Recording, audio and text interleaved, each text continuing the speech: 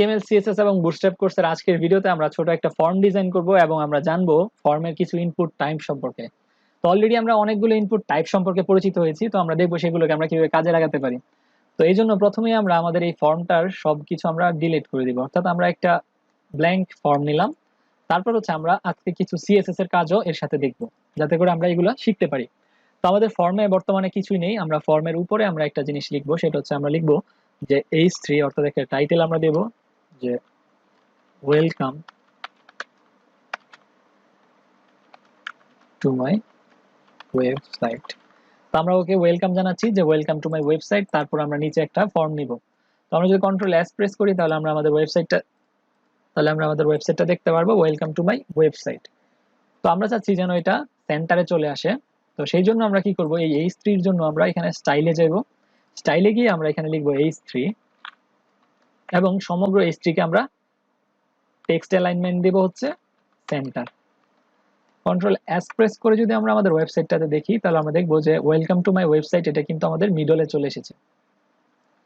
তো এটা যেহেতু মিডলে চলে এসেছে, এখন আমরা হচ্ছে ইন্ডেক্সে যাব এবং এখানে ফর্ম আমাদের অলরেডি ডিক্লেয়ার করা আছে।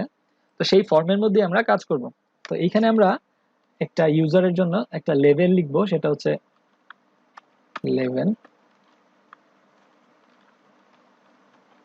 Your user name.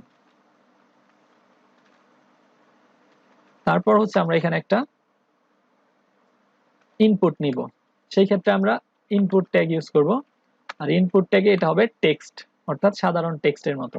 তারপর আমরা আরেকটা বিআর ট্যাগ নিব এবং একটা লেভেল নিব, সেটা হচ্ছে পাসওয়ার্ডের জন্য।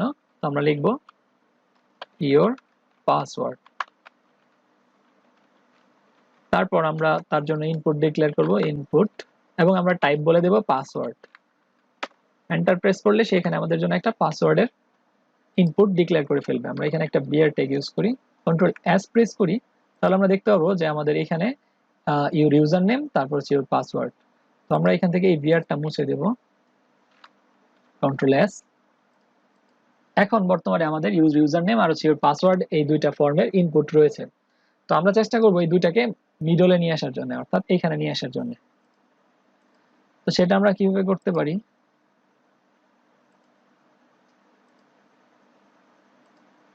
এই জন্য আমরা একটা ফর্ম ডিক্লেয়ার করতে পারি এখানে, অর্থাৎ ফর্ম নামে যত ট্যাগ আছে সেই ট্যাগকে সে স্টাইল করবে এবং আমরা এখানে দেব অ্যালাইন, টেক্সট অ্যালাইন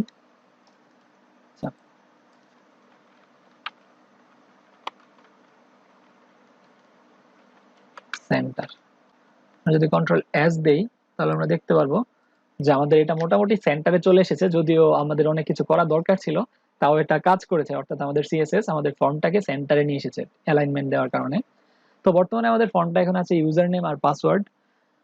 তো আমরা দেখবো যে এখন প্লেস হোল্ডার ইউজ করবো এখানে, অথবা আমরা এখানে লেভেলও দিতে পারি। তো আমরা একটু ডিজাইন করার চেষ্টা করবো, অর্থাৎ এটার মধ্যে একটু প্যাডিং দিব, এটা এখানে একটু প্যাডিং দিব। তো সেই ক্ষেত্রে আমরা আমাদের যে ফর্ম ছিল, ফর্ম, তারপর হচ্ছে আমরা ফর্মের ভিতরের আমাদের যে ইনপুট ছিল সেই ইনপুটের মধ্যে একটু, অর্থাৎ আমাদের যে ইনপুট ট্যাগটা ছিল সেই ইনপুট ট্যাগের মধ্যে আমরা একটু প্যাডিং দিব। প্যাডিং মানে হচ্ছে আমাদের মিডলে একটু জায়গা রাখবে সে। তো প্যাডিং আমরা দিলাম 10 পিক্সেল। তো কন্ট্রোল এস প্রেস যদি করি আমরা তাহলে আমরা দেখতে পারবো যে আমাদের এটা একটু বড় হয়ে গেছে, অর্থাৎ আমাদের যে টেক্সটটা মাঝখানে বসবে সেটা থেকে একটু ভিতরে চলে এসেছে, অর্থাৎ চারদিক দিয়ে একটু জায়গা নিয়ে নিচ্ছে। আমরা যদি মার্জিন দিতাম তাহলে কিন্তু সে বাইরের দিক দিয়ে জায়গা নিত, যেহেতু আমরা প্যাডিং দিয়েছি সুতরাং সে ভিতরের দিকে জায়গা নিয়েছে। তো ইউজার নেম আর পাসওয়ার্ড আমাদের এখন আছে। এখন আমরা দেখবো অটো ফোকাস আসলে কি। অটো ফোকাস যদি আমরা দেই, অর্থাৎ আমরা যদি এখানে এই ইনপুটটায় অটো ফোকাস দেই তাহলে কি হবে, সেই জন্য আমরা ইনপুট ইন্ডেক্সে চলে আসব এবং আমাদের যে ইনপুট ফাইলটা ছিল ইনপুট ট্যাগ, এখানে আমরা লিখবো অটো ফোকাস। অটো ফোকাস দেওয়ার সাথে সাথে আমরা যদি পেজটা লোড করি তাহলে আমরা দেখতে পাবো যে অলরেডি আমাদের এখানে কার্সরটা চলে এসেছে, অর্থাৎ আমাদের এই ইনপুটে কার্সর চলে এসেছে। আমরা যদি এইটাতে অটো ফোকাস দেই তাহলে নিচেরটাই চলে যাবে। আমরা এটা কন্ট্রোল এক্স এবং আমরা যদি এই ইনপুটের মধ্যে দিই control V, control Z, auto focus, control S press করলে আমরা দেখতে পারবো যে আমাদের এখন দ্বিতীয়টার মধ্যে আমাদের ফোকাস চলে এসেছে। তো এভাবে অটো ফোকাসের দ্বারা আমরা এটা ডিক্লেয়ার করতে পারি যে কোথায় কার্সরটা থাকবে প্রথমে।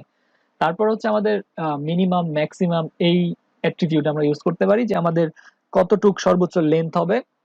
এবং আমরা যদি চাই যে কোনো একটা প্লেস হোল্ডারের, অর্থাৎ আমরা যদি একটা পিন তার কাছ থেকে নিতে চাই, যে লেভেল, আমরা এখানে বলবো যে পিন, ওর পিন দেওয়ার জন্য ইওর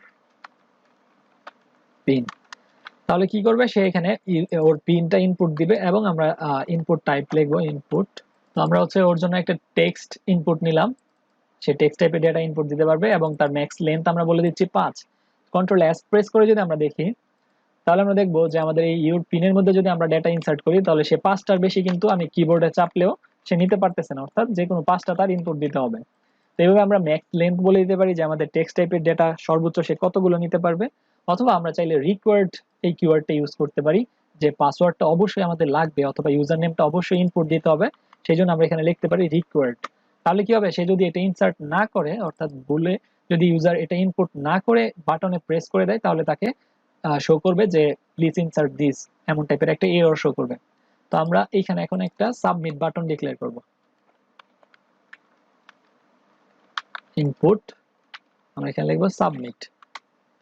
তো কন্ট্রোল এস প্রেস করে আমরা যদি যাই এবং আমরা যদি এই সাবমিট বাটনে দেখি কোনো কিছুই বর্তমানে নাই, তো আমরা এটাকে ব্রেক দিব এবং এখানে কিছু লেখা শো করব।